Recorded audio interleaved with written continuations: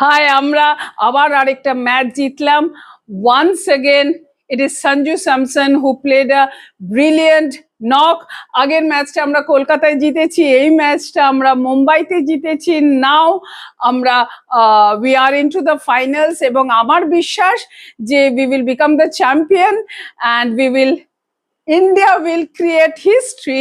যে আগের বারেও চ্যাম্পিয়ন হয়েছিল টি-20-তে, এবারেও টি-20 চ্যাম্পিয়ন হবে, ফিঙ্গার্স ক্রসড। বাট তার আগে একটু শেয়ার করতে চাইছি, এই যে এই প্রজেক্টরে আমরা আজকে পুরো ম্যাচটা দেখেছি। আমাদের বাড়ির যে ছোট ছেলে, সে সমস্ত ব্যবস্থা করেছে যাতে আমরা ম্যাচটা খুব ভালোভাবে এনজয় করতে পারি। একটা স্টেডিয়াম ফিল আসছিল।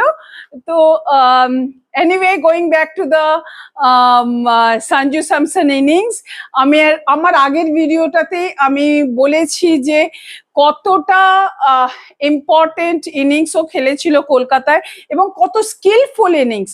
যার ওই স্কিলটা আছে সে লিটারালি জানে যে কিভাবে তার মানে ইনিংসটাকে বিল্ড করবে।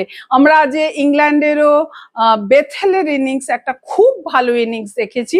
সো ক্রিকেটের ভালো ভালো ইনিংস দেখাতে একটা দারুণ মজা লাগে, আমার তো খুব লাগে, আই এম শিওর আপনাদেরও সবার লাগে। But at this moment we are so happy that India is into the finals.